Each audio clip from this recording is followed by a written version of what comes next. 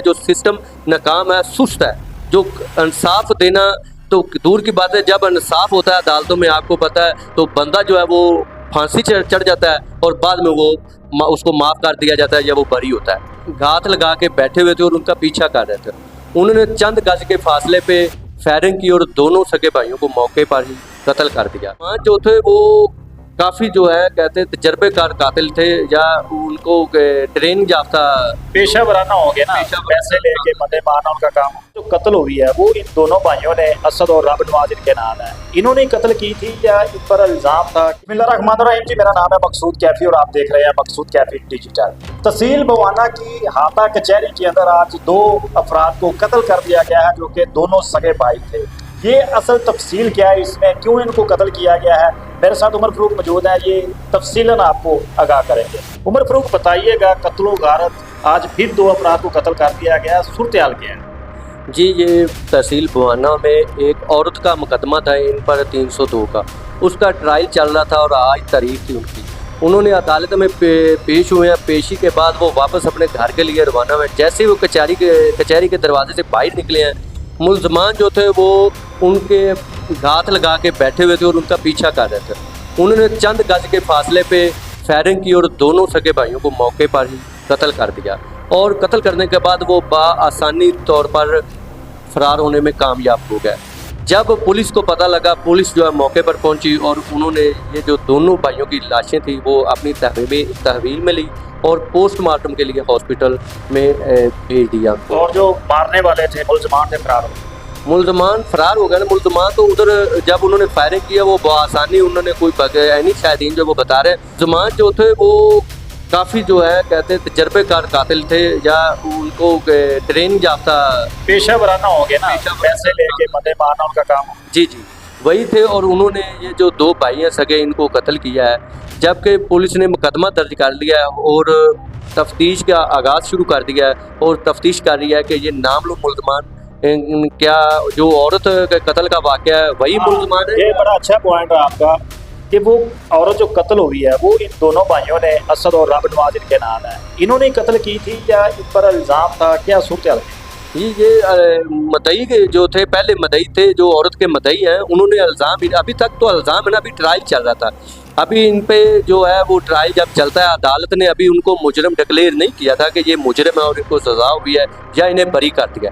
अभी ट्रायल चल रहा था, तारीख मिल रही थी आपको। और हमारे ये क्या कह सकते हैं कि पाकिस्तान का अदालती निज़ाम है जो वो इंतहाई इतना अफसुर्दा हो चुका है कि जो मुल्ज़म होते हैं या जो जिनके साथ बेइंसाफ़ी होती है वो इंसाफ लेने के लिए फिर खुद ही अपने हाथ में ले लेते हैं सारे कानून को और अपना बदला खुद लेना शुरू कर देते हैं।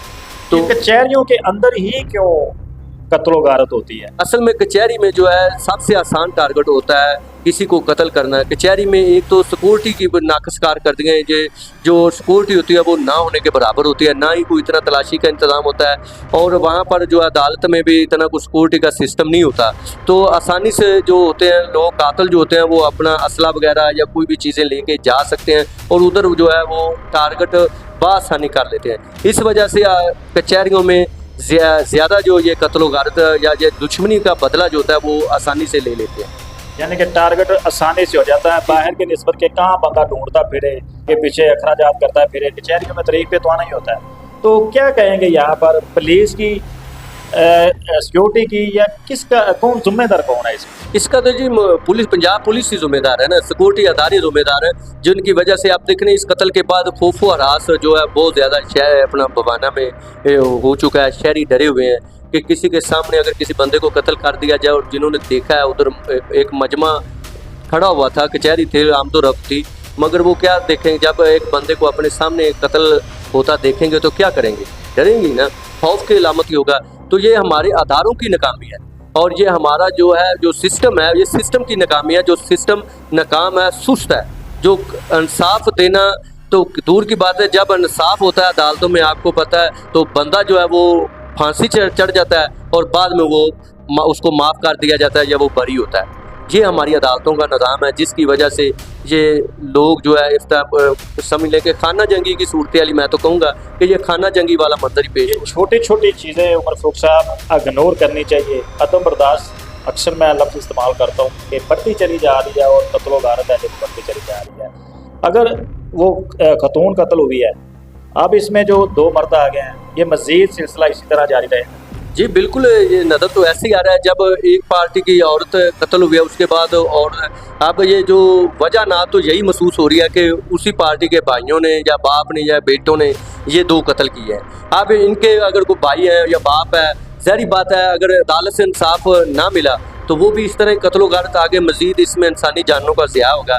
हमारी भवाना के SHO साहब से और DSP साहब से और इंतज़ामिया से अपील है कि इस केस को जो है पर्सनली हैंडल करें और फौरी तौर पर इस पे जो भी कार्रवाई बनती है, मुल्ज़मान जो है उनको फौरी तौर पर पकड़ा जाए ताकि मज़ीद इंसानी जानों का ज़िया ना हो। और यही हमारे पंजाब में तो बहुत ज़्यादा क्राइम हो रहे हैं। पिछले दिनों में एक ज़िला कसूर है, तहसील चूनिया है, उधर कचहरियों में भी एक वकील इकबाल जमील नामी कत्ल हुआ, अभी तक उसका कुछ नहीं पता चल सका। उससे पहले एक एजाज डोगर नामी कत्ल हुआ, उसका भी पता नहीं चला। उससे पहले 1-2 बंदे मसलन के पिछले 2024 और 25 में कम से कम 5 से 6 इंसानी जानें जो है वो ज़िया हुई हैं, मगर अभी तक कोई उसकी पेशरफ्त नहीं हुई।